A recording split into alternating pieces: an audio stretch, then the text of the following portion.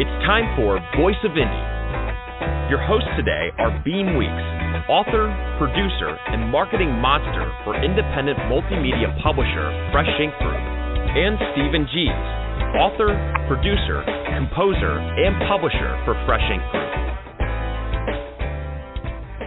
Happy Wednesday, everybody. Welcome to the Voice of Indie podcast. I'm your host, Beem Weeks, and with me is Mr. Stephen Gies. How are you doing tonight, Stephen? I'm doing all right, sitting here with my arm out of its brace, trying to be gingerly and careful, but looking forward to having some great guests on tonight's show. Yeah, this is episode number 130, so cool. We're moving closer to 150, then after that, the big 200. Yeah, there you go.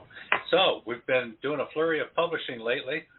Just in the last day or two, we've put up all of the editions of Gwen M. Plano's new thriller novel, Redemption. Yeah. That's just a very cool book. As you know, Gwen's the one who, with John Howell, penned the contract and then followed that up with the choice and the culmination. She also has the memoir, Letting Go Into Perfect Love, which we republished at one point. So Gwen M. Plano's new Redemption. Tonight, you're going to hear the world premiere of the the audio commercial for that book, and we're going to urge you to go over to YouTube and check out the video. Yeah, and then we also just published The Calling Dream. That's coming out soon. We uploaded that. That's by Carlisle Toms. And, that's a Southern Gothic historical, little bit of, coming of age kind of stuff in there as well. Now, Gwen Plano and Carlisle Toms are upcoming guests, too. So keep your eyes out for the announcements in the newsletter for that one. Yeah, and now by the end of the week, we should be publishing a new edition of a book that was first published in 2012. It's called Outshine, an ovarian cancer memoir by Karen Ingalls. She has had that book in print for more than a decade now, and she's ready to expand it into hardcover and other editions. She's got some events coming up. We're excited about putting a new edition of Outshine, an ovarian cancer memoir out. Yeah, I read that book some years ago, and I wrote a review on it, as a matter of fact, 5-star review. Excellent book. Gave a copy to my mother as well, and she read it, and it's a poignant cancer survivor memoir. And she donates all her proceeds to cancer research, too. Same thing with these events. These are fundraiser events to help support research. Yeah. How to Paint an American is coming out soon as well. McGregor. What's his first name? Andrew McGregor. This guy's a world traveler, does a lot of cool stuff, and he wrote a really cool novel, How to Paint an American. It's a story about a guy that comes over from Eastern Europe, and he's trying to figure out what it means to be an American. And he runs into some crazy characters, some bad guys, some good guys, and ultimately he gets the picture of what it means to be an American. And it's an excellent book. So keep an eye out for that one. And we're pretty sure, too, that this is the only Fresh Ink Group author we have who plays the bagpipes, and I mean performs them publicly as well. This guy on tonight's show, Herndon, he's a drummer. Everybody's a drummer, right? Who can play the bagpipes? And that's Andrew McGregor. All right. Hey, as Stephen just mentioned, tonight we have Mark Herndon, former drummer of the country supergroup Alabama. They'll be joining us. He and his wife, Leah Seawright, will be joining us in a minute. And if you want to call in, if you got a question or a comment or just want to say hi to Mark and Leah, here's how you can do that. Call 516-453-9902 right now with your questions or comments for tonight's guest. Or post a note on Twitter with hashtag Fresh Ink Group in the body of the tweet, and we'll read it on air. That's 516-453-9902 or hashtag Fresh Ink Group on Twitter. All right. Okay. We got more new books, too. What do you got, Beem? Yeah, I'm going to throw this out here. Verwayne Greenhow, he's over there on Twitter, and he says, my completed Vella, I Hate My Mother is in pre-order until it goes live on Amazon on February 6th and other outlets soon after. And he said, it took me 45 years to learn to forgive the abuse I endured as a child. The price of inner peace is forgiveness. And he also says, we are looking forward to the Voice of Indie podcast with Country Music Hall of Fame drummer Mark Herndon and country singer Leah Seawright. So thanks a lot for that, Verwayne. Yeah. We're making a video for Wayne's book as well. We hope to have that up on YouTube in the next couple of days or so. So watch that in next week's newsletter, which you need to subscribe to if you're not already subscribed. So we got another new book out. Sassy Uncovers Peter Allen's Secret is an illustrated children's book by B.A. Johnson. All of the editions are out there right now. Kindle, Nook, Kobo, you name it in the ebook formats. Soft cover. The hardcover is a laminated, glossy hardcover. So it's a perfect children's book. This is the sequel to her first book, Sassy Discovers the AME Church, which has been selling like gangbusters in the year that it's been out. So watch for that. Sassy Uncovers Peter Allen's Secret. You're going to hear the commercial for it tonight, and over on YouTube, we've got a new video for it. I like gangbusters. I like the grape-flavored gangbusters. Yeah. Also out is Operation Whiteout, a Mac McDowell mission by Robert G. Williscroft. That is available now. So get over to Amazon or wherever you like to buy your books and grab a copy. And there's a whole series of them out there. So check them all out. And if you want to know about these books that are in release or coming up, within the next couple of weeks or whatever, you want to know what's going on in the world of Fresh Ink Group, what's going on with the Voice of Indie podcast, we've got a newsletter. And here's how you can sign up to be a subscriber. Stay on top of these podcasts and all things Fresh Ink Group with our weekly digital newsletter. New releases, videos, stories, excerpts, interviews, and more. Sign up now on the homepage of freshinkgroup.com and be the one who knows what's what. What? All right, so I went over and checked yesterday to see what our top 5 print bestsellers are so far this week. And then when I checked again about an hour ago, the numbers had flipped in the 1 and 2 spot. Yesterday, number 1, we had Shipwrecked and Rescued, the City of Bangor. That's by Larry Jorgensen. That's the story of the 240 Chryslers. They were shipping across Lake Superior more than 100 years ago, and the ship foundered in an ice storm. They wound up having to rescue the crew and leave the cars, so they went back later to get the cars. It's a cool story, and it's selling like I don't know, pick a cliche, hot busters or gang cakes or something. Gang cake. And then the other one that knocked it out of first place today is Submariner. 30 Years of Hijinks and Keeping the Fleet Afloat by retired Lieutenant Commander Jerry Pate, talking about his hijinks as chief of the boat of a nuclear submarine. It's the same story everybody's got, but Jerry tells it with flair. Number 3 slot, Operation Whiteout, a Mac McDowell mission by Robert G. Williscroft. This is the fourth book in the Mac McDowell mission series. You'll hear the commercial for that tonight. We've got a new video for that that's over on YouTube as well. Boy, you people who needs Netflix when we're putting these videos out like this? Number 4 slot, How to Start and Run Your Own Food Truck Business in Tennessee. Tennessee is the 3rd book. She started with Florida, she did Georgia, she did Tennessee, she's working on Alabama now. These books are selling like, tacos out of a food truck, I guess. But how to start a food truck business, the books are doing great. She's got a website, too, called yourfoodtruckhowto.com that we put together for her. Get over there and visit that. And if you see some cool food trucks, take some pictures. Send them to us or send them to her or upload them on the website so we can show people what's happened. And in the number 5th slot, this is by somebody nobody has ever heard of, one of the most obscure authors we have, some guy named Mark Herndon, and it's called The High Road. The High Road, Memories from a Long Trip, and it's the memoir of the days growing up, becoming a drummer, playing with Alabama, his personal life, all kinds of cool stories, the fallout that happened, and basically the ups, the downs, the ins, the outs, and all the good stuff. So that's by Mark Herndon. That's our number 5th bestseller this week. All right. And we do have a audio book update. I am currently hard at work on the Operation Whiteout, a Max McDowell mission by Robert G. Williscroft, the audio book for that. And I'm more than halfway through it. I'm waiting on a replacement line or two, and then I can move forward from there, and hopefully that'll be done within a short period of time. So keep an eye out for that. And if you miss a show, an episode, or if you're new to the show, or there's just a favorite one that you want to listen to again, we have an archive. And here's how you can find all of those old episodes. find your favorite show in the Voice of Indie archives on YouTube at Fresh Ink Group, StephenGees.com, BeamWeeks.com, FreshInkGroup.com, and on Spotify. And now, you can listen on iHeartRadio, Google Podcasts, and TuneIn. Just search The Voice of Indie, all one word.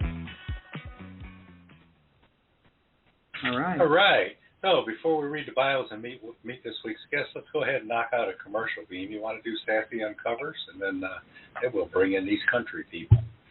All righty. Hi, I'm Mary Margaret Fanson. My grandmother, Big Mama, calls me Sassy. I've been a member of the African Methodist Episcopal Church all my life. I never knew why everyone was so proud to be AME. Then I met Gerald in Children's Church. He thinks he knows everything about being AME. I have to learn a lot more just to show him. B.A. Johnson has been writing a series of books about me, my brother, and my friends, with lots of colorful drawings.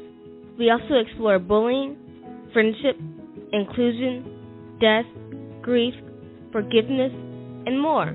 Sassy discovers the AME Church is about me learning about our church and something terrible that happened in Charleston. The second book, Sassy Uncovers Peter Allen's Secret, is about discovering the story of our church's founder's family and one hero in particular. These and more Sassy books are published by Fresh Ink Group in laminated hardcover, softcover, and all ebook formats available worldwide. Come on, join me and discover why I can say I'm proud to be AME. Yeah, if you go over and check the video out for that on YouTube, make sure you like it and share it. And if you're not a subscriber, please hit that subscribe button while you're there. Yeah. So, our guests tonight are Mark Herndon and Leah Seawright. Mark, Joel Herndon, was born in Springfield, Massachusetts in 1955. His father was a Marine pilot, so he and his parents traveled all over the country most of Mark's life.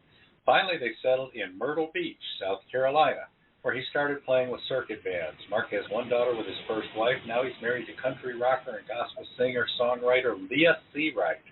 In his spare time, Mark enjoys spending time with family and friends. Also, as a licensed pilot, Mark enjoys aviation as well as motorcycles and traveling. Mark's favorite artists are Bob Seger,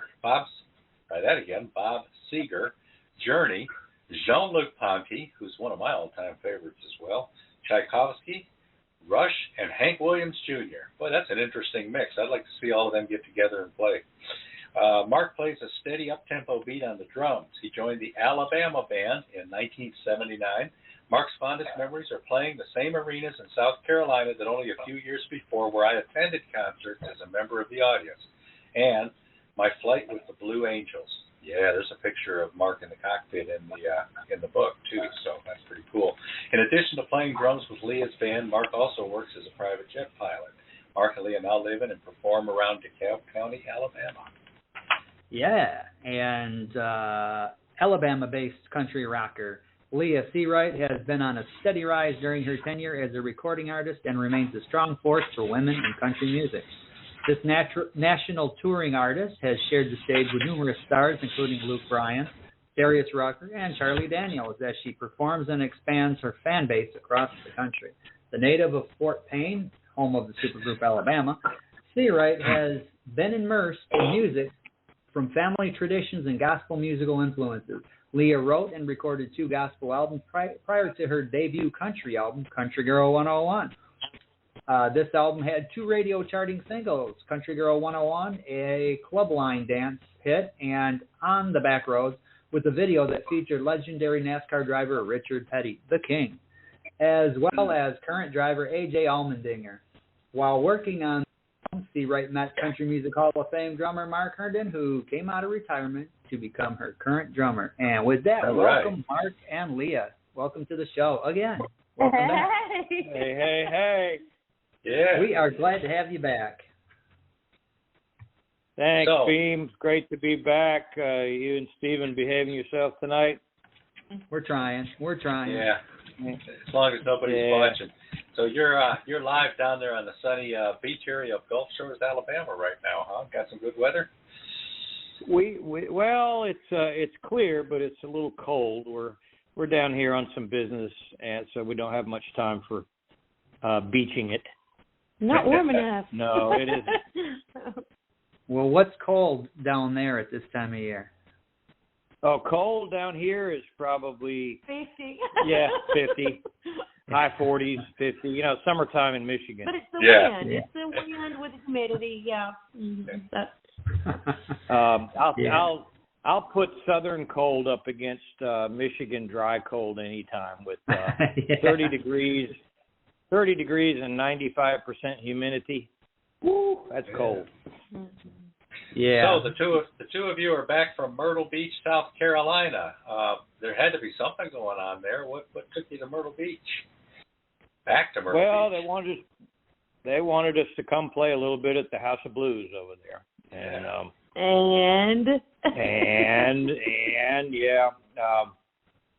yeah, excuse me. I got choked on a Cheez-It. Yeah, I got all choked up over myself. Yeah, they're eating Cheez-Its with cheese tonight. Yeah. That's our dinner, yeah. The South Carolina Entertainment and Music Hall of Fame invited me to become inducted this past weekend in a big ceremony in Myrtle Beach featuring a lot of other artists, local and some national, and we all got together and played several songs apiece there at the House of Blues. Sellout crowd, standing room only. It was just a big fun gala atmosphere evening, and it was conducted sort of like an award show, like the Grammys, and it got to be my turn to get up there, and I don't do microphones and public speaking very well at all. I've been behind the drums. I know it sounds weird. I've played for millions of people with Alabama, but I've always had drums to kind of hide behind, kind of a barrier there, you know. Wow, the Blue Angels just went by.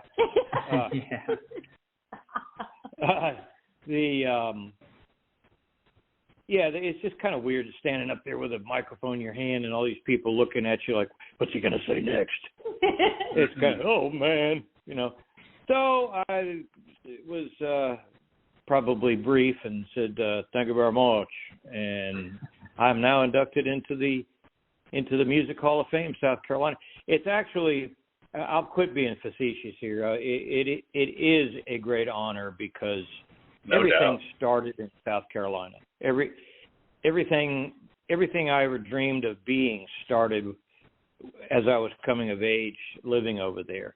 Everything with the band, everything with everything I've ever done in my life really started over there. And to come back there and receive such a gracious award from so many equally gracious people was quite an honor, quite special, and I'm very proud of it. Yeah, we're proud of you too. Yeah, congratulations on that. The newsletter we put out today has a picture of somebody handing you something in a frame. Is that the Lifetime Achievement Award? Yeah, that was Justin Williams. He's the executive director of the Hall of Fame, which is based in Greenville, South Carolina. But they have quite a presence there in Myrtle Beach. Myrtle Beach is kind of the show business town of South Carolina. So Justin came down, and I'm getting to know some of the folks there at the Hall of Fame. Very classy organization. I'd like to give a shout out to Christy Sweetie Andrews. I hope I said that right. Andrulanis. Andrulanis, yeah. She coordinated the whole thing with the House of Blues for us, and Carolina Country Music Awards. That's what it was. Yeah, she's president of the Carolina Country Music Association, so it's hand in glove with the Hall of Fame, and she did an excellent job coordinating 29 bands, artists or single artists. They started the show at 5, and we left there about 10:30 that night, and they were still going strong. So I know how exhaustive those things can be, but people were people were rocking and having a good time, and we had a blast. It took Leah and I and the rest of the band probably 3 or 4 days to wind down from that. It was just it's so much fun to play over there, so much excitement, and it's a little bit prestigious, to play the House of Blues. And the sound over there is superb.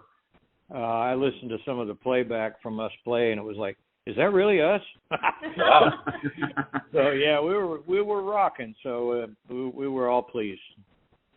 So did you run into any old friends there while you were back somewhere like home? I guess you would call that. While you were back there, did you run into old friends or old bandmates from before you left South Carolina? I ran into a friend of mine that I played in a band with 100 years ago in South Carolina before the Alabama days. I ran into him. Ran into a DJ friend of mine down there. I've kept up with these people over the years, and the guy that owns and runs the Bowery where Alabama got started, Victor Chama, is a good friend of mine. All these people, we've been friends for 45, 50 years. So shout out to Wendell and Deacon and Victor.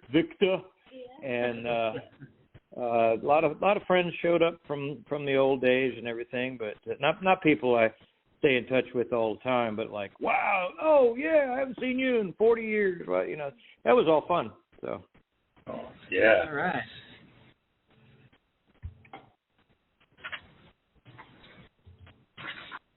Steven, you want to take a question?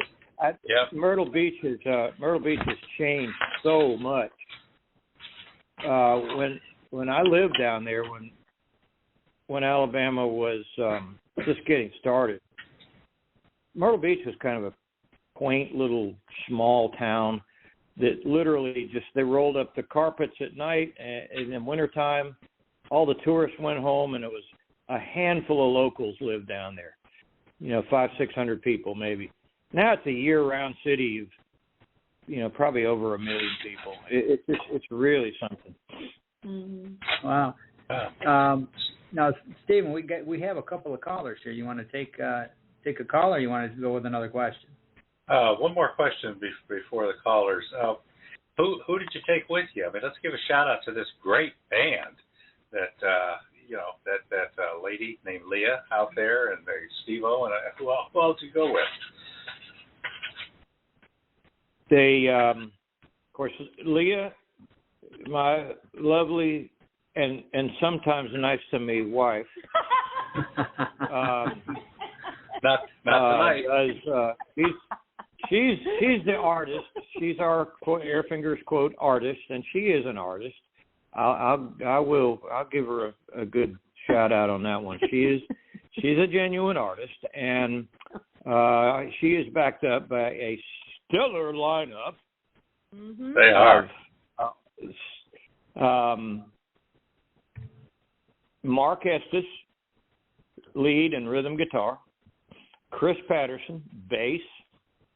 Chris's son, Robin Patterson, on lead and rhythm guitar. Mm-hmm. Steve-O on keyboard. Stephen Johnson. We call him. Everybody calls him Steve-O. He's got his own gig called the Steve-O Show. Mm-hmm. And then that little old drummer guy that who's hogging the microphone right now. Me, yours truly, on drums. So Leah in a 5-piece band, and we can hold our own. What'd you play? We did a gospel cover that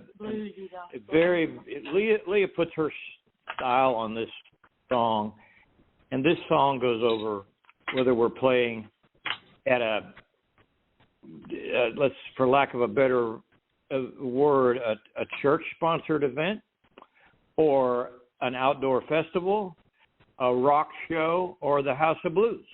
It goes over because she does it so so somewhere between Bonnie Raitt and Stevie Ray Vaughan style of this song. It's an old Motown era or before gospel song by, what was the name of the artist that did it?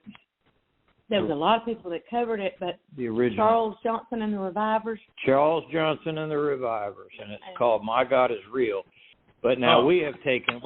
We're going to record this song, and we have taken it and modernized it and Leahized it, and then we're putting the band's punchy blues rock type sound to it, and it's a stellar version. If I do say, I know I'm sounding like I'm bragging, but I'm real proud of this, and I gauge by the response that we get from it, no matter what venue. It's a showstopper, and people just jump all over Leah if she ever walks out in the crowd after the show. They go, who are you? Where did you come from? Where did you get that song? It's just. And I say, I'm just a sometimes nice wife. That's right. And we did the Charlie Daniels song. Mm-hmm. Yeah. And then we have a version of, we kind of do this as a tribute to Charlie Daniels. He was such a good friend of mine, and then Leah loves the lyrics to Long-Haired Country Boy, and we've changed I love it that to Long-Haired song. Country. Yeah, Leah's changed the lyrics around a little bit to suit the female long-haired country girl, country girl, female singer. And then we mix a little bit of Led Zeppelin in there with it too, a musical segue. And now that does not sound possible, knowing the Long-Haired Country Boy song, but we managed to squeeze it in there. It flows pretty cool.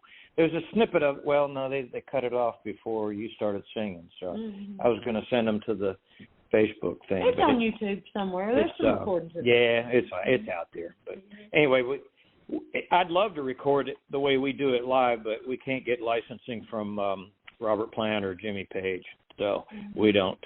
I've had enough lawsuits to last me a lifetime. Yeah. Well, I can imagine. If you need me to call Robert or Jimmy, let me know. Okay. Okay, yeah. Next time you're over there by their pool, just bring it up in conversation. There you go. Yeah. We'll do that. All right, so Beem, we got a couple of callers. Yeah, let's take the first caller. There's two of them. So the first caller is going to be area code 212. Hello, caller. What's your name? Where are you calling from? You're on the air. Hello, caller. Area code 212. Long Distance Directory Assistance, area code 212. Remember that song? That's probably Hello, Helen. Caller. Don't call us. We will call you. All right, so we're going to go to the second caller. This is area code 727. Hello, caller. What's your name? Where are you calling from? Hey, my name is Kent. How are you? Hello, Kent. Hi, Kent. Steven, how are you? Hello, Kent. Pretty good. Mark, Leah, how are you? Good. Excellent. Mark, how you doing, Kent? I'm doing fantastic. Mark, I wanted to personally thank you for the autographed drumsticks and the autographed picture that I received. You're welcome, sir. Glad to do it.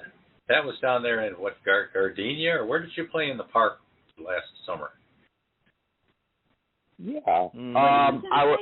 I spoke to you last time when you were on the show. I don't know if you remember. I do. We had a rather lengthy conversation. Yeah. Yes, we did. And I saw you were going to be. So I had to make sure that I called in to say hello to you and congratulate you on the Myrtle Beach, South Carolina Hall of Fame inductee. Well, thank you, Ken. I'm still kind of pinching myself because I'm in there with some high company. I'm not sure if they really know who they inducted yet, but I'll take it until they realize what they did. Yeah, there you go. Well, you're in some big company, my friend, so don't worry about it. You know. All right. Well, It's all good. I appreciate it, man. Yeah. Well, what I wanted to tell you was I used to work for House of Blues many years ago. I used to work at the Chicago and Orlando locations, and what my job is I was the backstage chef for the bands. I used to cater for the green rooms, and I used to cater, including a lot of famous people: James Brown, Aretha Franklin, Willie Nelson, just numerous people. And I'm sure you got treated very well there, did you not? Oh, absolutely.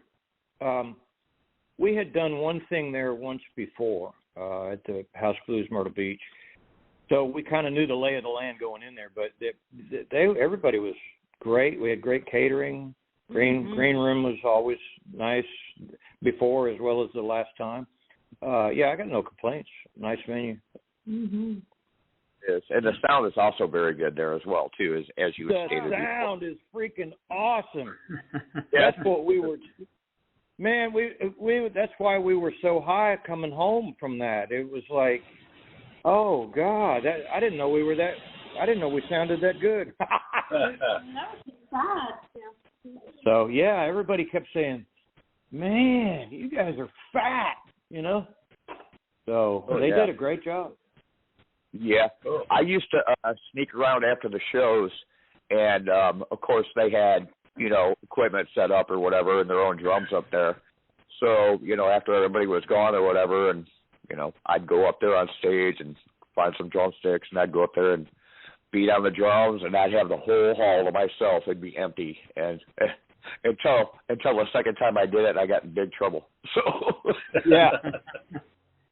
Yeah, they've got a house back line there. We used the same equipment we did before. They had a new Monitor World guy, but he did fine. And then what I didn't have time to do this, and I didn't have one with me, but I wish I would have left them a drum head. They got all the drum heads from all the acts that have been there, and they cover all the walls of the backstage area of the proscenium there, and there were some notable people up there, man. I was like, ooh, I wish I could have hung one there. So, yeah.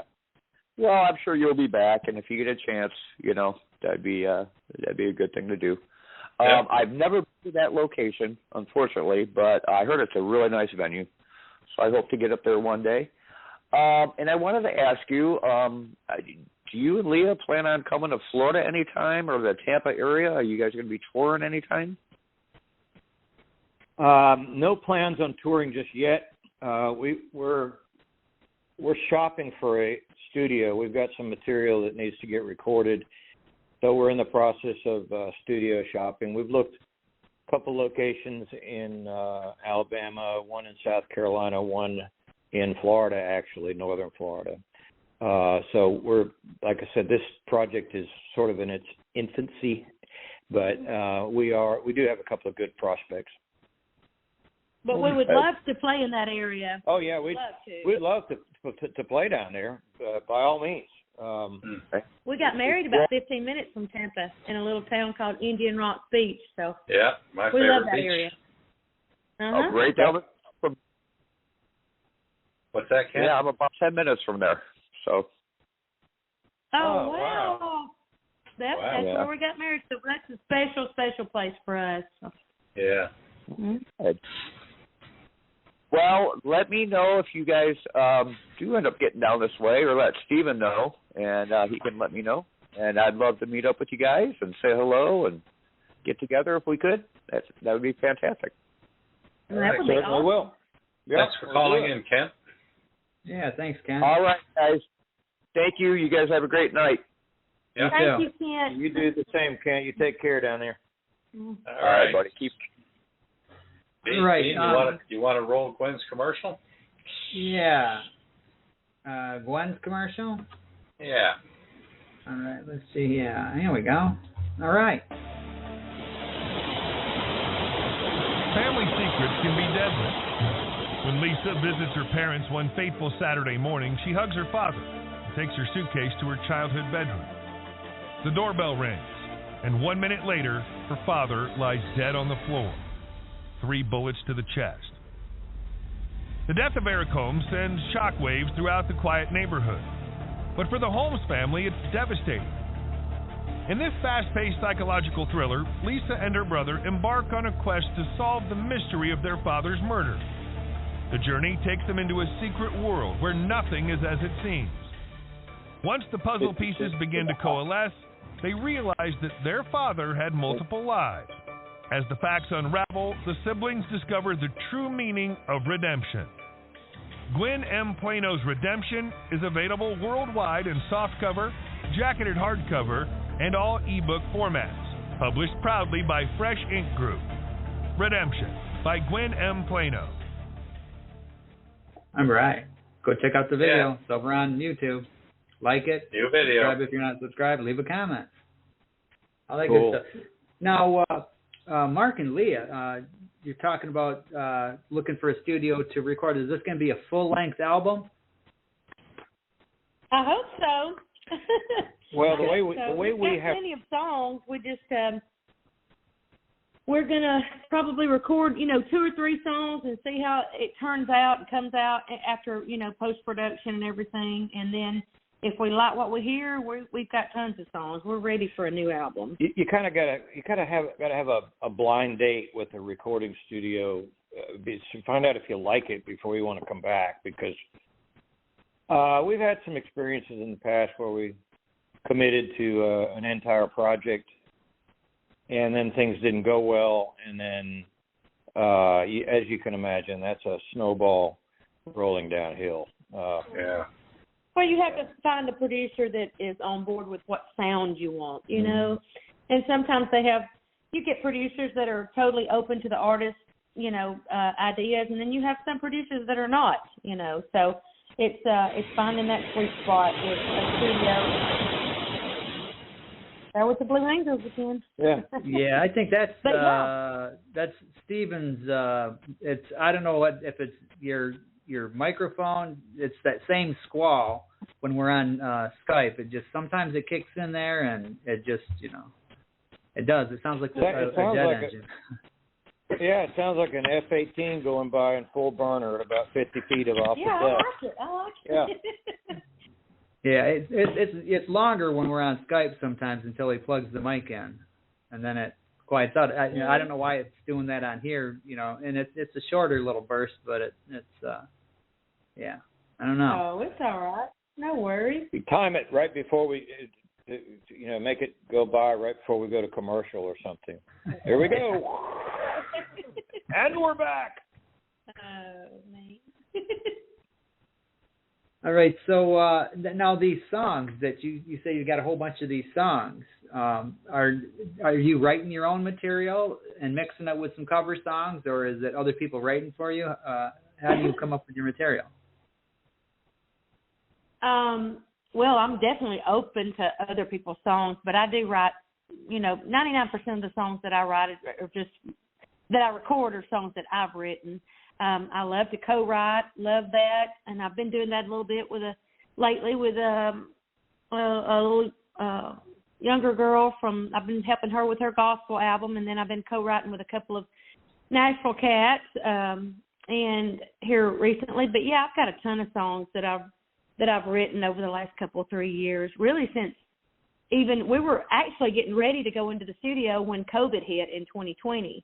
And then everything kind of shut down for a year. Yeah. And then it's just your new norm is just, I don't know. It wasn't music. So, after 2021, I finally started getting back into the writing and all that, and we could get out and perform again, and people were booking bands again. So we had about a year and a half break from the music and the doldrums. Yeah.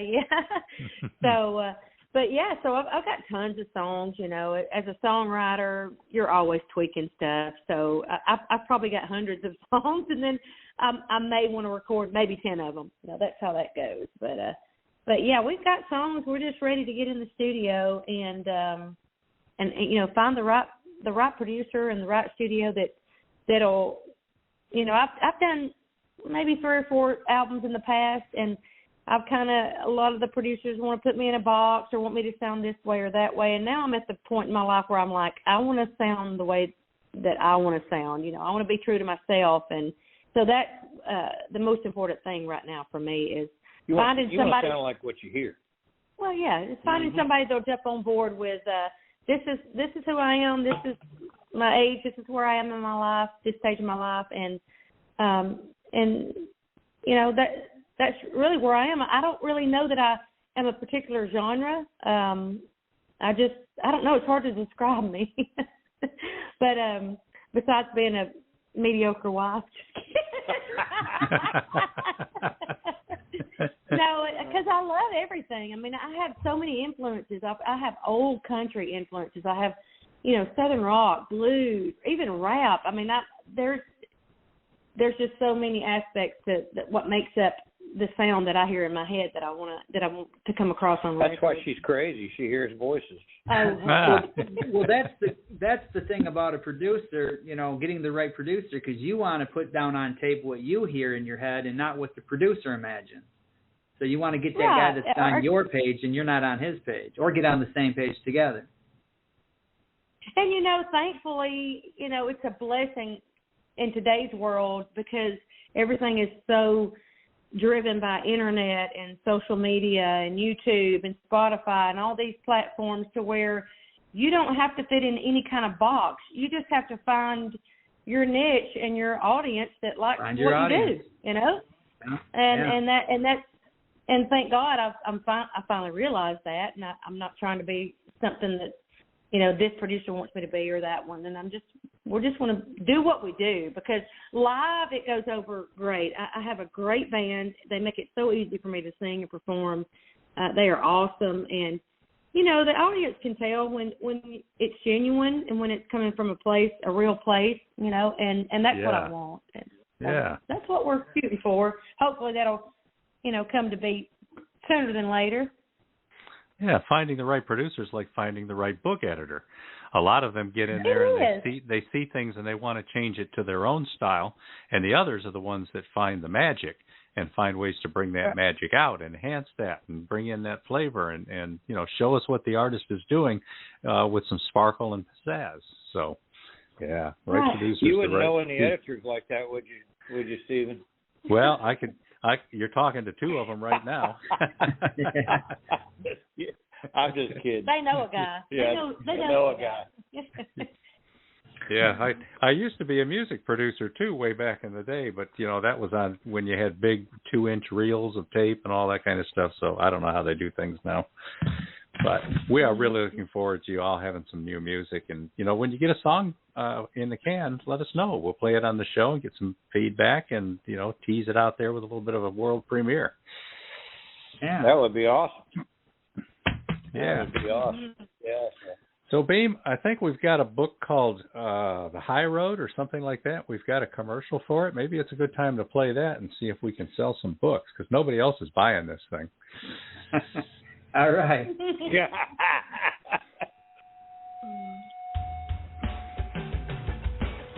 What drives a man to spend 26 years performing night after night? To persevere through a stifling tour bus, bad food, strange women, flared tempers, a plane nearly blown from the sky. Just how did that troubled military brat with a dream claw his way from dirt floor dive bar shows to the world's biggest stages? Aviator, author, and country music Hall of Fame drummer Mark Herndon lived that dream playing with Alabama, one of the most popular and celebrated bands of all time. He learned some hard lessons about people and life, the music industry, the accolades and awards, how easy it is to lose it all, and how hard it is to survive, to embrace sobriety, to live even one more day. Herndon's poignant memoir offers a tale at once cautionary and inspirational, delightful and heartbreaking, funny yet deeply personal. From innocence to rebellion to acceptance, can a man still flourish when the spotlight dims? Are true forgiveness, redemption, and serenity even possible when the powerful say everything you achieved somehow doesn't even count? That you're not who you and everyone who matters thought you were? Find all this and more in Mark's remarkable memoir, The High Road, Memories from a Long Trip. Proudly published by Fresh Ink Group in paperback and ebooks, and now in the keepsake dust-jacketed hardcover edition demanded by true fans. Mark Herndon refuses to slow down, so look back, look ahead, and join him on the trip. He's taking the high road. Yeah. There's a cool video for that in the Fresh Ink Group channel on YouTube, and any of you out there who are interested in having an autographed copy of that book, go to markherndon.com and look for a chance to order your own copy there. They make great gifts as well. In fact, if you buy them by the dozen, you can get 12 at a time. Woohoo. Man, you do quick math. So, Mark, I'm one of the persons who answers questions on Quora every once in a great while, and somebody sent me a question that said, do you know any famous musicians who are also equally expert in a completely unrelated career? So I wrote a little thing about Mark Herndon, who's also a professional pilot, commercial pilot. And at the end of that post, I not only did I put up the book cover because I'm a shameless promoter, but I put up a picture of Mark Herndon in the cockpit of a jet, and that's one of the pictures in the book. What is that picture of, Mark? If it's the one I'm thinking of, I think it was. You've got the helmet. Let's see. That could have been the Blue Angels flight. Yeah, I think it was the Blue Angels. Yeah, that's in the cockpit. That was in an A4. That's been quite some time ago, but that was a very memorable flight. Yep. How'd that come about? I had the honor of commissioning the USS Alabama, SSBN 731. I believe it's a big boomer nuclear submarine, USS Alabama, and when it was being commissioned, they thought it would be a nice touch to have a member of the group Alabama commission the boat. So they flew me up to Groton, Connecticut, and we took part in those ceremonies, and it was a great time. The public affairs officer was friends with the public affairs people at Electric Boat there in Groton. One of the guys was friends with the public affairs officer, Blue Angels. And this is 1984, 85, 83. Memory's not serving me well right now because I don't have any of this material in front of me. I'm going by memory. But they called, they talked, and then our public affairs office in Fort Payne talked to the people at Blue Angels, Pensacola, and they cooked up a little sick time for me in the number 7 jet, and I went down and spent about 2 days prior getting trained up on the ejection seat and how to cut myself out of a parachute if I wound up in the trees, and some high altitude hypoxia recognition and that sort of thing. And the day of the flight, it was almost over before I realized I was getting to realize a dream, because it was just I wrote a little article for it in the band's newspaper that used to circulate out to all the fans, and it was quite a red letter day for yours truly. I was a young fella back then, and of course I was already a licensed pilot at that time, and so that really that blew my head up. I mean, I thought that after then I thought I was Chuck Yeager for a while, and Chuck Yeager, and yeah.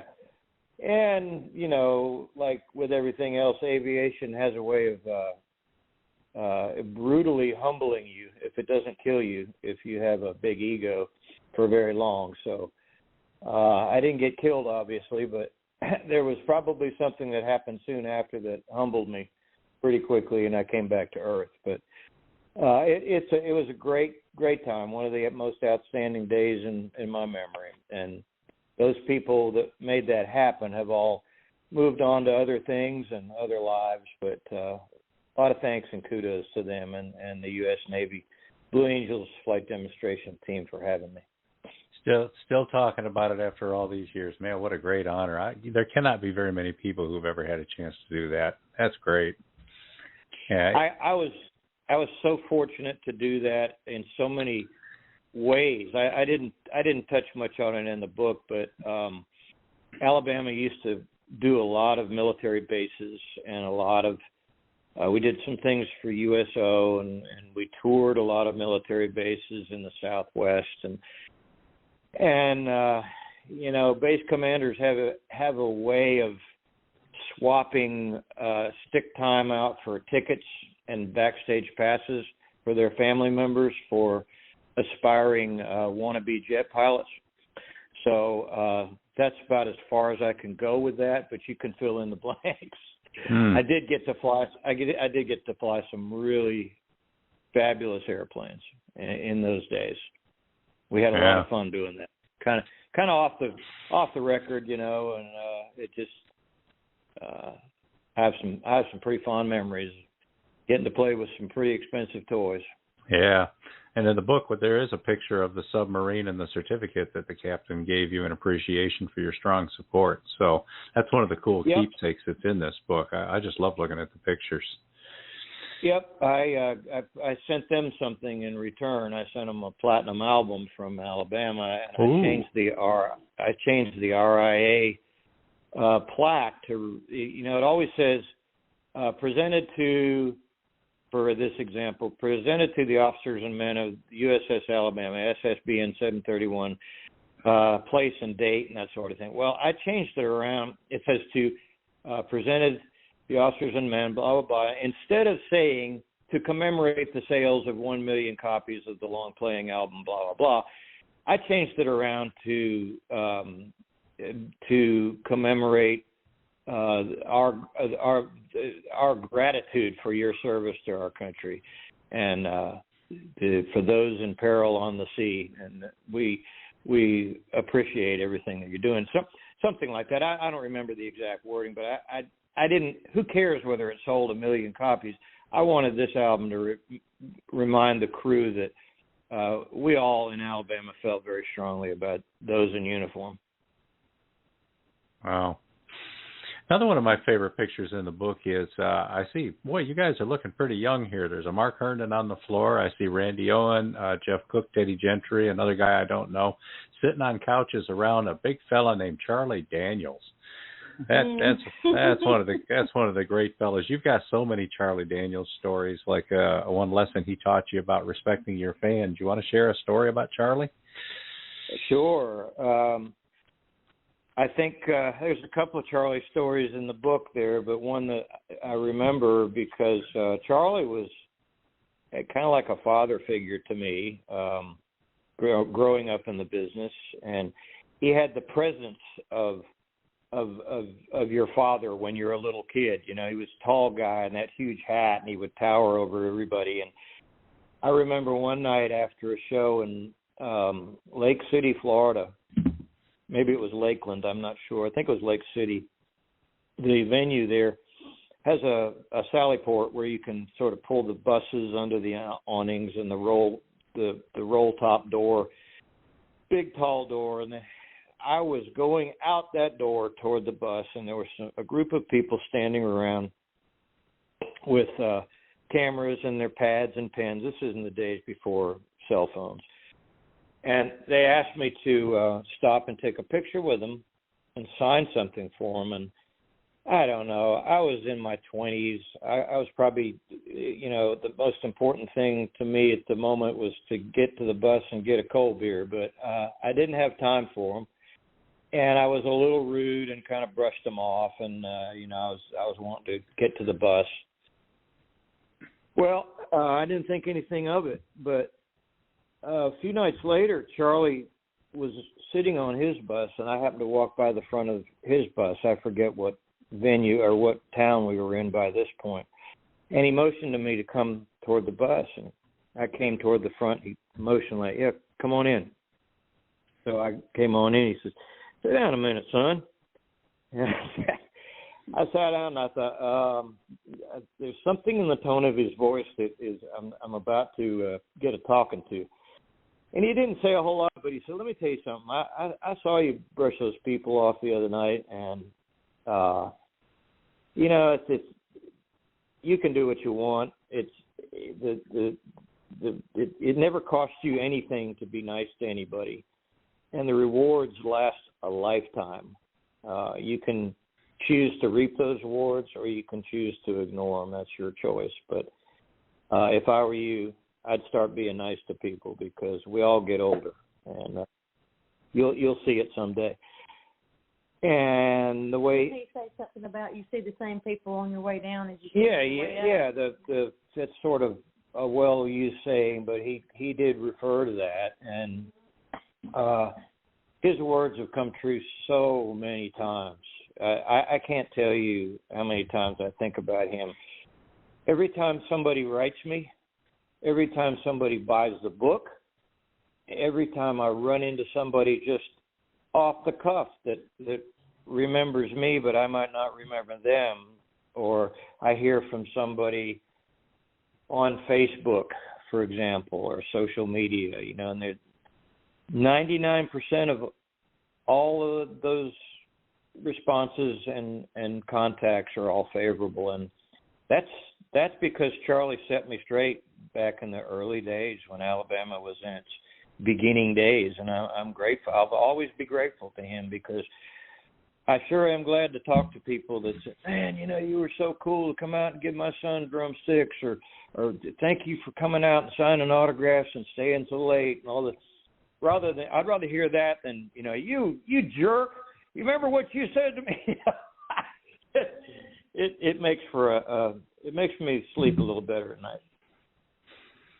Yeah, that reminds me of, I'm a metalhead. I've been a metalhead since the late 70s, and one of my all-time favorite singers is Ronnie James Dio. And all kinds of people have that same story about Ronnie James Dio, how when they were young and up and coming and opening, for either, Rainbow or Black Sabbath or Dio on the road, he would often have that talk with them about, being nice to the fans.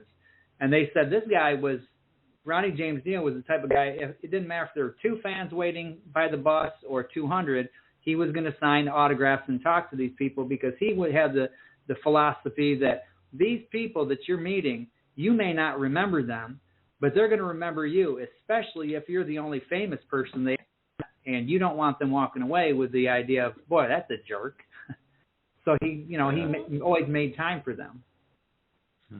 Yeah, I've been on both sides of that. I've met in my capacity as a member of the group Alabama.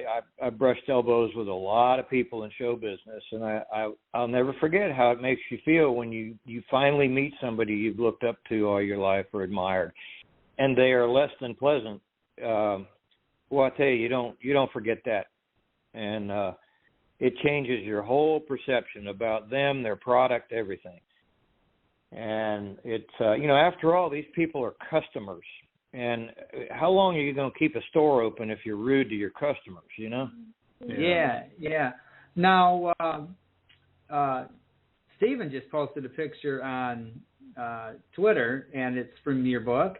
And you're there with Billy Idol and Ron Wood from the Rolling Stones. And I'm not sure who the woman is, but what's the story with that? What were you doing hanging with Ronnie Wood and Billy Idol? Or were they hanging with you? Or were they hanging with you? No. It was sort of that was an impromptu. That was a impromptu encounter. We were in New York. The whole band was in New York doing some press, and the girl in the picture was a promotions girl on the record label that we were on. She was on staff, and she was handling radio and TV and stuff like that for RCA in New York and in that market. And we had been doing TV. I think we did. This is back in the days with, what was that guy's name? I can date myself if I can remember his name.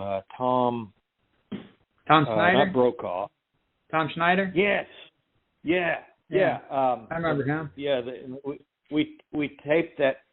We taped that show in the morning, and did actually New York actually had a country station, a major country station back in those days, and we had done that. And by the time we walked out of the door at the radio station, it was getting to be about 4:00 in the afternoon, and she said, "Hey, there's a party at Elaine's with a bunch of music business people hanging out. You want to go?" And I said, "Sure." So Elaine's was a famous industry hangout up on the, I think it was on the Upper West Side. Billy Joel, in his song Big Shot, he name drops that place. Yes. So it's a pretty well-known hang, and you can go in there and see all kinds of people a lot of times. And then there was a lot of people in town doing the same thing we were in the day. So I walked in, and Billy Idol recognized me. That's what I was. If I look like the deer in the headlights, that's probably why, because he was hotter than a match back then with White Wedding, and I was like, how does this guy know me? But anyway, he threw his arm around my neck, said, "Come on over here, Mike. I just brought the froth off a cup with me." You know, he's an English guy. So we started throwing back some beers, and next thing I know, everybody's having a real large time, and I don't really remember leaving. Next thing you knew, you didn't know. I didn't know, and to this day, they're still telling the story about that time they hung with Mark Herndon. I don't know. They probably don't remember much either. So on Twitter, I'm getting ready to put up a picture of a bronze statue of Mark Herndon up here in the park in Fort Payne, Alabama, DeKalb County. How did that happen? What's going on up there in that park? And can people still see this today? Well, I wasn't present when the powers that be decided that we were going to have a statue of the band in the park at Fort Payne. Nothing wrong with it, but it was kind of surprising, and one of the city council members came out to my house, and it had already been decided, but I guess he was being courteous and said, would you like to have your statue made and put up in the park? And I said, sounds like I don't have much of a choice. And he says, you don't. That's kind of how that came to be. The city wanted something to, its claim to fame was Alabama, and Alabama, the nucleus of Alabama is from Fort Payne, and rightfully so. So that was the same time that they asked me if I wanted a street named after me, and I said, no thanks, I've been run over enough. But no, it was great. It was an honor, and it's still there to this day. The dedication day was interesting. Mm-hmm. How was that? What's that? How was it interesting? Well, let's see. If I can keep from getting sued again, I'll tell you. And the lawsuit is talked about in the book. It is, and there are what's a matter of public record. You can Google all this, and so I'm not speaking out of turn. But there was a tremendous misunderstanding which developed into a lawsuit, and the lawsuit was filed a few days before the unveiling of the statue in Fort Payne. And lawsuits, when lawsuits are filed, they become accessible to the public as far as the record of it is concerned, and apparently a local reporter got a hold of it and broke the story. I don't know the details. It's a small town. It's a small town. He wouldn't have had to put it in the paper. You know, word travels fast. But anyway, there we are getting an unveiling of a statue dedicated to the band, and we're in the middle of a lawsuit. You know, in the newspaper. Here we are unveiling the statues, and the newspaper stand right next to where the podium is a newspaper saying, you know, Alabama sues longtime drummer or something. Yeah. As I have to get up there and make a speech about, you know, thanking everybody for this, that, and the other in the city council, and I thought you felt awkward. Yeah, but so I thank the pigeons for being friendly. You know, I've been down there courting them to take care of my statue. Well, behind the statues, you have big, beautiful plaques telling the story of each person and of Alabama. I picture them going in there with chisel, knocking those out, and putting up, you know, sheets of the interrogatories, the demand letter, all the different lawsuit artifacts. That would have been interesting. Yeah. And just for the record, I'm still working in the back of my mind on what would be a good medley for Leah and Mark and the band to do. And so far, I'm at, let me see here. What was the name of the Charlie Daniels song?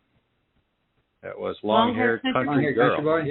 Yeah. So we got Long-Haired Country Girl 101 Dalmatians. So far, that's how far I am. Long-haired country girl 101 Dalmatians. Yeah. 101 Dalmatian. Okay. I'm a little slow. Yeah. I love that. Now, these statues in Fort Payne, I'm telling you, every time I have occasion to go to Fort Payne, and I do from time to time, there's always people out there taking pictures with those statues, and they're almost always taking pictures next to Mark's statue. So I've got pictures of me next to it. Yep, I'm convinced that's the most popular of the four statues out there, is the guy holding the drumsticks wearing the aviator glasses. But those of you who visit Fort Payne, go check it out. And down the road from it is the Alabama Museum, which does include the history of Mark being part of the group. And we've heard that they've just recently refurbished that. You guys know anything about that? I don't know anything about that. I do know that it was hysterical for a longest time after the unveiling, that if you would go by there at night, my light was out. Huh. Each statue has a footlight illuminating it, and people would call me and say, "Well, they turned your light out again." And I said, "Well, I wonder why." I mean, I pay my taxes, my phone bill, light bill, but. It went on for years. They'd fix it. It would be on for a night or two, and then it would be out. People, we've had a little problem with. Believe me, I don't monitor this at all, but I've heard that they've had a little bit of problem with some graffiti once in a while, and somebody took the statue sticks away from my statue, but. You know, if they're not doing that, then that means they don't care. So any attention is good attention, I guess. So. Yeah, definitely. Well, I wanted to throw this out here before we wrap up here over on Twitter. Wayne Greenhow, he says, "I'm Tom Snyder, and welcome to Tomorrow." He says, "I used to watch that program all the time. So did I." Yeah. A great interviewer. His interviewing style was just fantastic.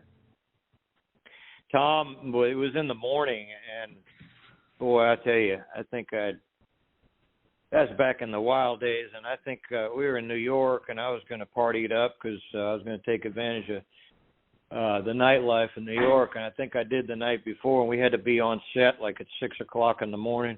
If you'll look at there's a picture somewhere of all of us sitting on set with Tom, and I'm the one with my head down on my chest. I think I'd bent the elbow way too many times the night before, but I was probably 25 years old. Okay, well, we've been talking to Mark Herndon and Leah Seawright. The name of Leah's upcoming album, we have no idea. We don't think she knows either, but we're looking forward to hearing about it. And the name of Mark's book is The High Road, Memories of a Long Trip. It's chock full of pictures, tells the stories, tells the history, tells the good, tells the bad. It's unvarnished. And Mark's not slinging mud and trying to burn bridges with anybody. It's telling the honest, unvarnished truth, the good, the bad, the highs, the lows, and what it's like to live the dream.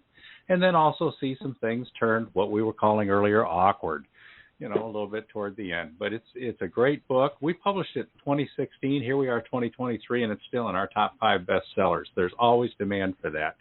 So we already mentioned markherndon.com. Get over there, and you can get a copy of this book anywhere: Amazon, Barnes & Noble, Books A Million, Kobo. You can get ebooks, hardcovers, soft covers, or you can go to markherndon.com. Where else can we find you two out there? You on Facebook? Any other social media? We do Facebook, and I have an Instagram account and a Twitter, but I'm not. I'm a little bit. I don't use it. I'm kind of tech challenged, and Facebook is about all I can keep up with. Well, Facebook. I have a website, leahseawright.com. Yeah, right.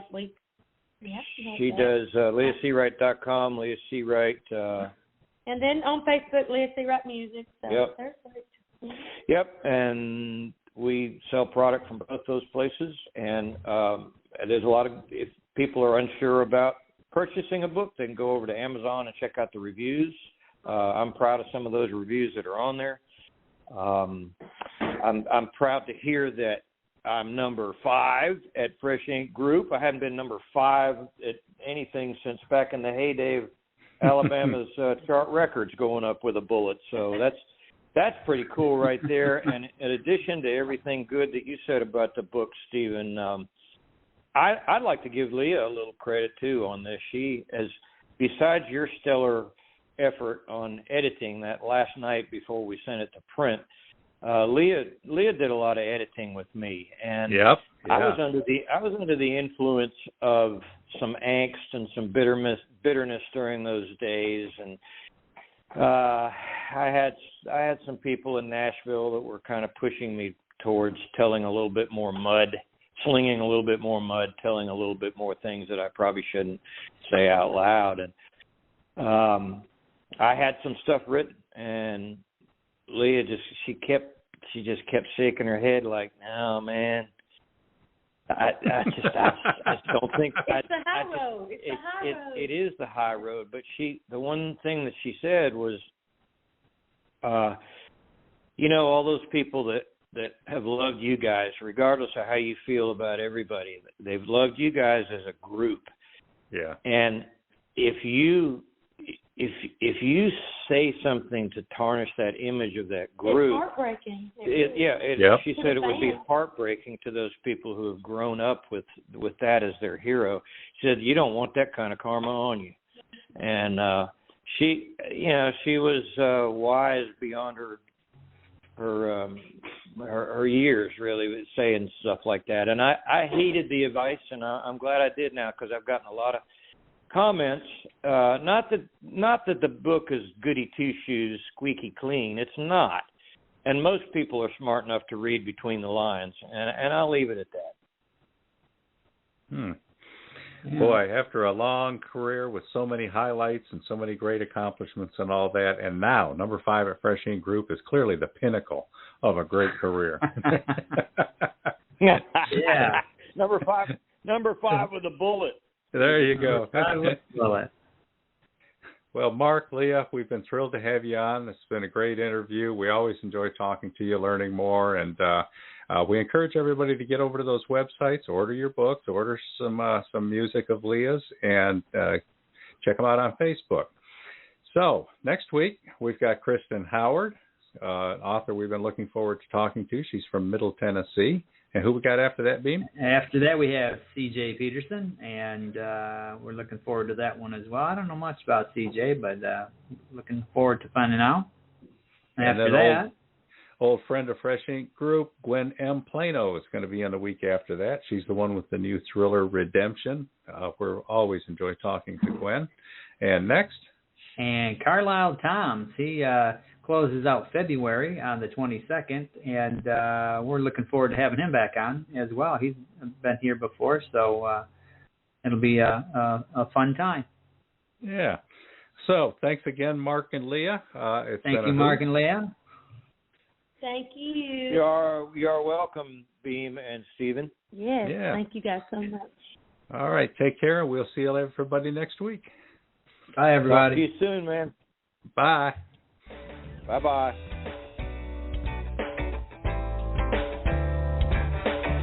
You've been a part of Voice of Indy, a production of Fresh Ink Group.